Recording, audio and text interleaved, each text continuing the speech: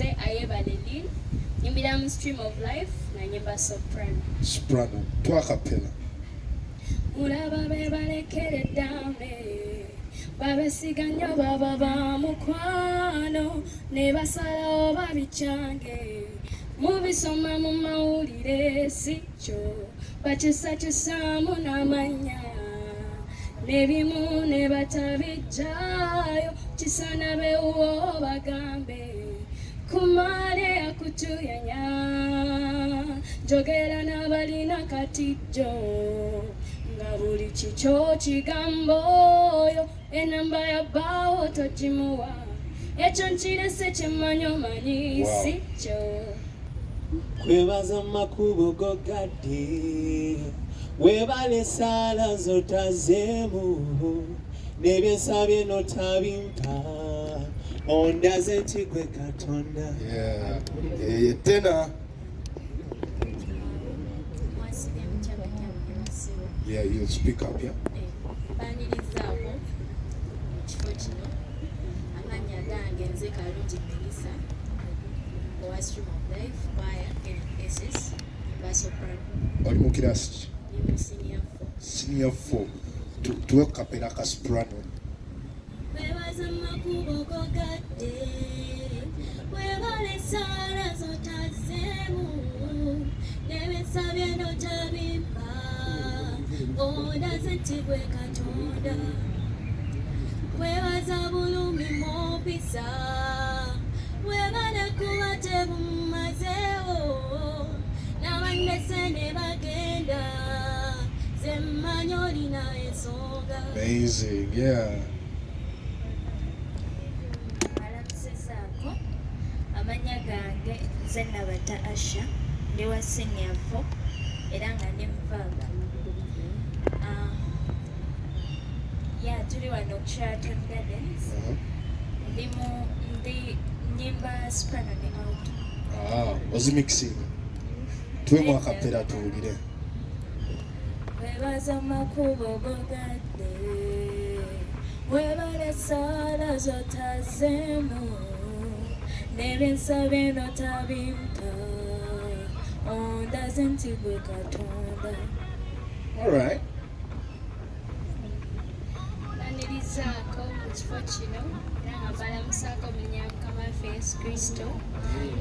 Erinnya nze ayebaleli nga nyimbira mu choir ya Stream of Life. Ndi mu senior 3 nga nze mu senior 4 nga nyimba soprano. Wow. Of course. Maybe you'll use Luganda for... Okay, so. Bambi munansonyiwa. So, abaana bano bayimba bulungi. Ennyimba zaabwe zitukwatako buli omu. Lumu bbiri bw'otuulaawo n'owuliriza oba olabira ddala it's talking about yourself, talking about your life. So okola nabo it's going to be a good experience. All right? Yes. All right. Ekivulu kino kigenda beerawo wano ku Sheraton Gardens, yeah? Yes, please. Ate right next to you, mukyalo ono ye pia waawo. Maybe she'll talk to us. Good afternoon, everyone. My name is Anita. Bampita Anita ni Musima. Wadde nina erinnya ly'abantu abalala. Nze ndi mukyala Muganda. Neddira Ngabi, Seegayirira. Nimba.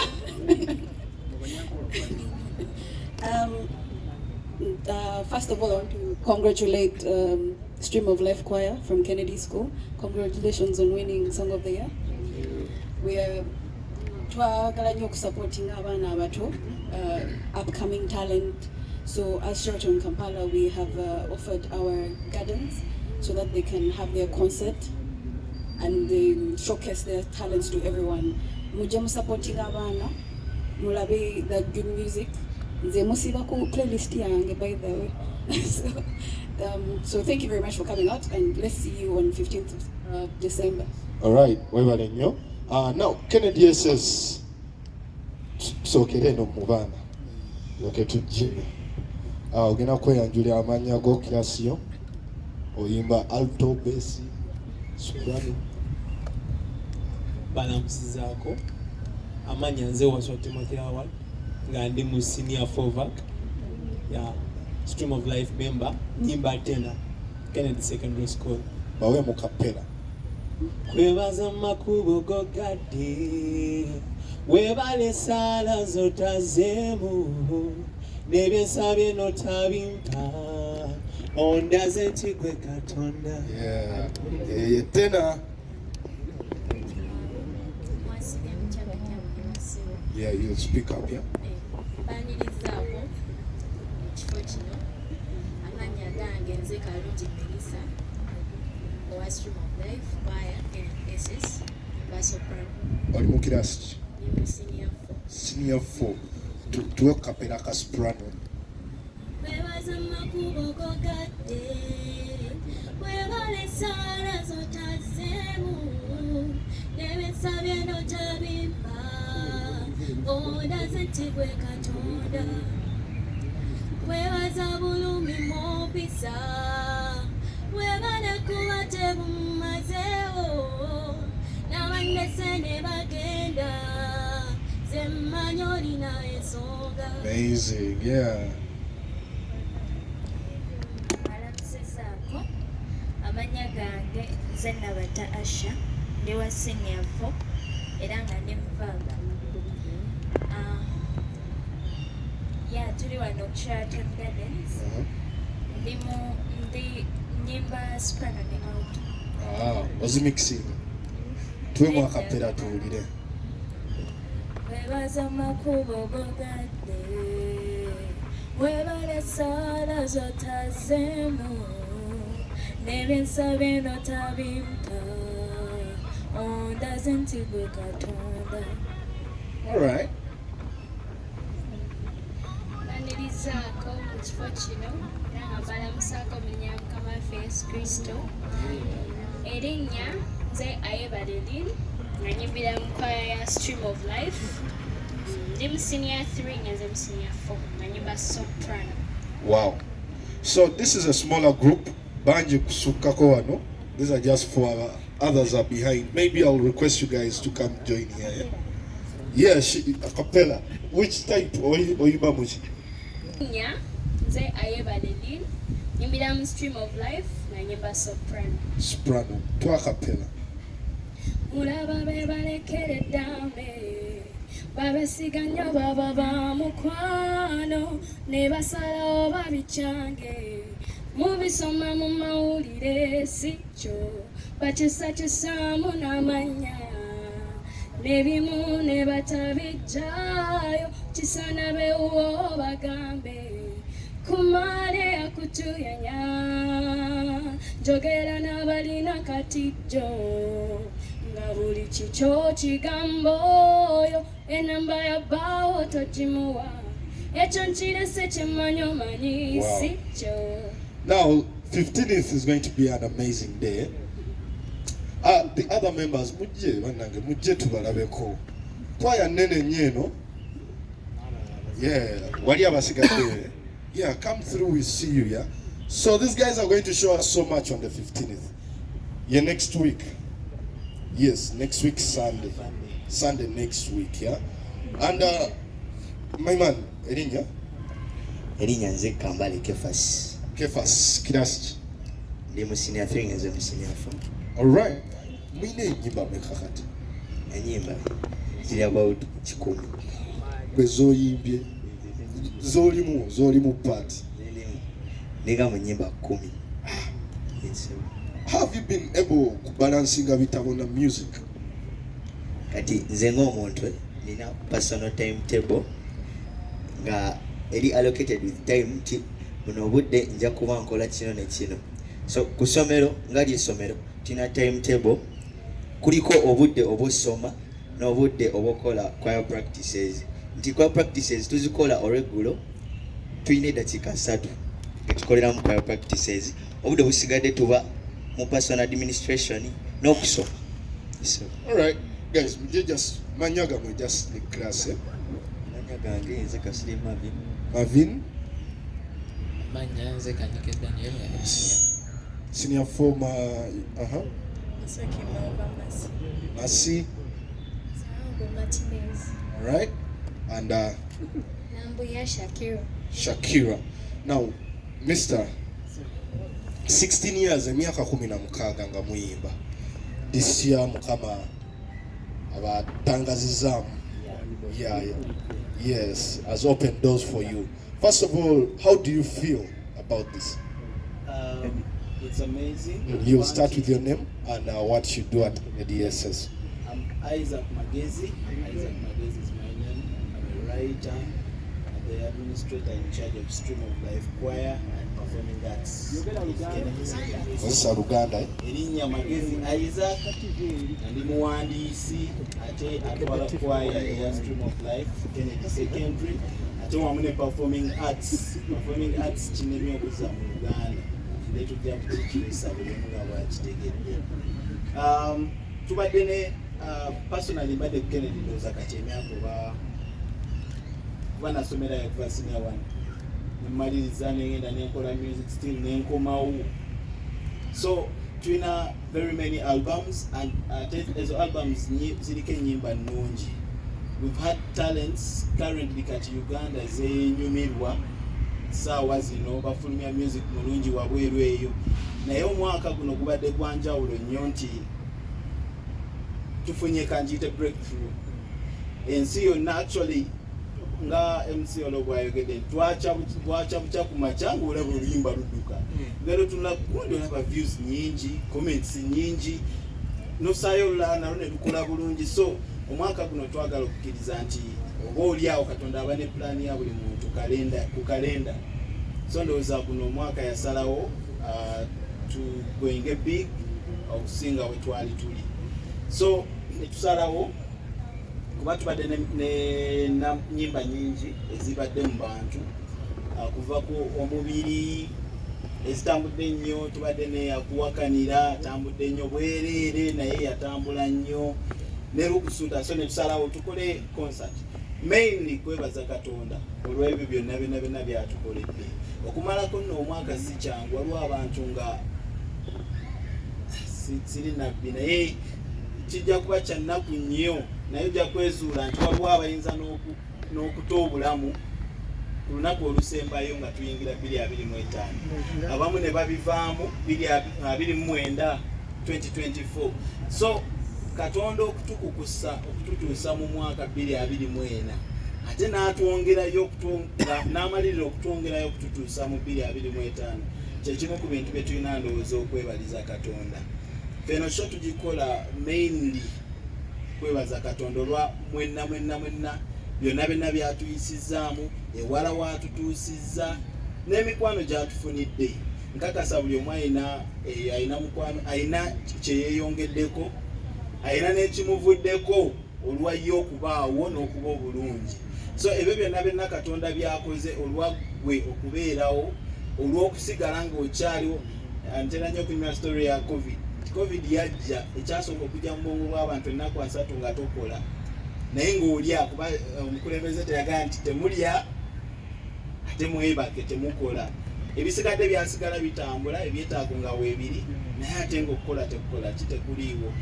Okuyita mu period eya COVID kyali kyamagero nnyo. So twagala twebaze Katonda olw'ebyo ebintu byonna. So tuyita mikwano gyaffe buli awo ayina omutima, buli awulira nti ayina Katonda kyamukoledde. Olwo olunaku tuluweeyo tujje ku Sheraton Gardens 15 December Sunday eyo tubeerewo tunyumirwe. Wagenda kubeerawo abayimbi bangi mikwano gyaffe, tugenda kunyumirwa mainly show eri kukusiima Katonda n'okusiima byonna bye tubiseemu. Okay, abantu basuubira ekirunaku. Nkyogeddeko nti tulina ttiimu nnene nnyo, bingi nnyo ebitannabeerako wabweru bye batannalaba. Actually waliwo n'abawulira music omukadde ne babuuza oluyimba lupya. Tulina music mungi omulungi, tulina emikwano mingi ate mu industry nga bayimbi b'amaanyi mikwano gyaffe. So tusuubira nti bangi bagenda kujja kunyumirwa nga bwe twayogedde. Buli ajja mainly abasinga bagamba ngenda kujja mbeerewo nyumirwe. So tugenda beera ne kakwise ekigambo, tugenda beera n'abantu bangi nga bazze okuva mu sectors ez'enjawulo, bannabyanjigiriza, abayimbi, abawandiisi, ba producers, buli field gy'omanyi abasawo ba doctors. So tugenda kubeera lunaku lugenda kuba lwa kunyumirwa. Expect the best music, the best choreography, buli kimu sound stage ku lunaku olwo. Alright, Master, bano abamu bayogedde nti bali mu senior 4. Yes, sir. Muba balansinga otya kusoma? Kakati omuvubuka waswa abadde Kefas yakyogeddeko. Nagamba nti tulina timetable nti kuva ku makya paka saawa 11 biba bitabo strict. Actually abajjako Kennedy bakimanyi ne oba muzadde wa mwana n'ojja ku saawa nga za class otuula paka lwezigwa omulabira. So okusoma walutusaawa amaanyi mangi. Kakati buli lwe tufuna akadde kubanga music avugibwa passion. Bw'oba olina okwagala oyiiya engeri gy'okola buli ky'olinamu okwagala. Weesanga nga omwana kasita ava mu class asobola okusalawo kuba eddoboozi ly'otambula nalyo tewetaaga kulyambala. Osobola otandika okukola rehearsals, osobola otandika okukola vocal warm-ups kubanga wakafuluma ekibiina. As you go to do personal administration, novaayo n'okomawo. Kati in those 30 minutes ze twewola mu buli lunaku mutufuba okulaba nga tunyweza basics. Mukola auditions oba mutegeera otya nti omwana amanyi okuyimba oba anaasobola wayingira mu senior 1? Tukola auditions. We usually have auditions mu January, every January. Mu ssomero. Abaana abasinga abewandiisa aba senior 1 awo wetubalabira. Muzadde n'agamba nzize, they apply, n'agamba njagala omwana wange ajja asomero wano ataayimbe. So bajja mainly for the auditions. Netumanya nti onajja kusobola alto, onajja genda mu soprano, onajja genda mu choir, because we have very many choirs. We have 2 secondary okka. Ono tajja kusobola kuyimba naye alinamu ekitone ekizannya asobola okuactinga. So bingi. Okay, next to you, administrator mulala, tubulira amannya go. Nyongera okubaaniriza. Erinnya eryange nze Kaboyo Shannon, ndi muwandiisi ate trainer wa Stream of Life under the Performing Arts Department ku Kennedy Secondary School. Yes, sir. Okay, owandiise ennyimba mmeka? Abasinga nze Mr. Magezi twasomera ku Kennedy Secondary School. Oli old student? Twayimbiramu zino kwaya nga tukyasomerayo. So ennyimba eziwandiikiddwa ffe nnyingi n'ezita recordingibwanga. So oyinza osanga mpandise ennyimba eziwera 2 ku Kennedy Secondary School z'owuliddeko n'ezootawulirangako.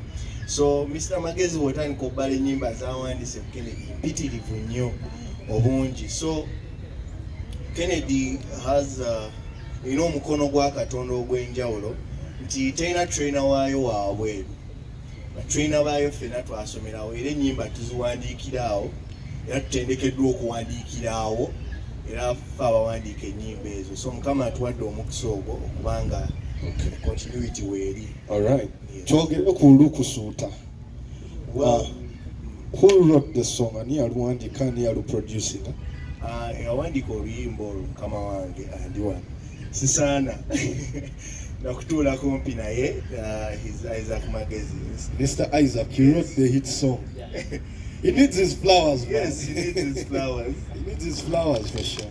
Yes, at the start of the year, we had multiple challenges. Isaac sat down and he's like, I think... Kozesa Oluganda. Yatuula wansi n'agamba, kintu kye tulina okukola kati, ndowooza kukola waaka. Kintu kati tulina okukola. Tetugenda kuddiza muntu yenna, tetugenda yomba na muntu yenna, tukole waaka. Mukama amuwadde omukisa omwaka guno akoze ennyimba nnyingi, akoze akuwakanira, akoze gwe Katonda collaboration ya Pastor Bugembe, akoze omubiri, yakola bwereere. So he is a blessed person and we thank God for him. Wow. And we are blessed to have him. Okay. Yes, and the producer is Jacob Beats. He's supposed to be here, but I think he's delaying. Okay. Jacob Beats is the producer of the song. Yalukola na producing. Alright. Catalina Events, you're in charge of this event. To hold the prices, ticket prices, was it Jewa? Yeah, you can speak up. Twakoze boarding nene nnyo. So you can as well utilize the cameras. Ordinary emitwalo 3, VIP 80,000. Table igana beera 1.5. Naye ku gate abasembayo eno waliyo 80,000. That's ordinary ku gate. Then waliyo 100,000 VIP. Then ku table 3M. Yes. So engeri jo how to Yeah, get there. yeah, ticket bazijja. Ticket kuliko ku Airtel. Yes. Ku Airtel money, Mr. Isaac. Tickets okuzifuna currently